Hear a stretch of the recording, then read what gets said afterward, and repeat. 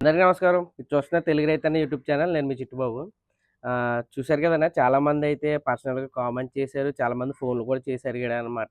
ఏంటంటే మీరు avocado seed అయితే ఏసారు కదా! ఏంటి ఆ గ్రోత్ ఇప్పటి వరకు ఏమన్నా అయిందా లేదా అని చాలామంది అయితే కామెంట్ చేస్తున్నారు, అడుగుతున్నారు. చూసారు కదన్నా ఇదిగోండి.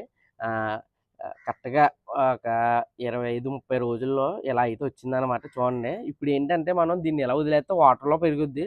కాపోతే నేనేంటంటే మా దగ్గర పెంటమట్టి ఉందనమాట. చూడండి పెంటమట్టి ఇది. దీన్ని మొత్తం ఈ బ్యాగ్ అయితే కొన్నాననమాట. ఈ బ్యాగ్ వచ్చేసి రూ. 2 పడింది. ఇదేంటంటే మట్ ఏ ఏ ఏ విత్తనమైనా సరే మట్టిలో ఉంటేనే కొంచెం ఫాస్ట్‌గా గ్రో అవుద్దన్న. చూద్దాం నేనేంటంటే చూసారు కదా! ఇంతకుముందు మనం ఈ స్టిక్స్ అయితే పెట్టాం కదా! ఈ స్టిక్స్ అయి తీసేత్తన్నాను.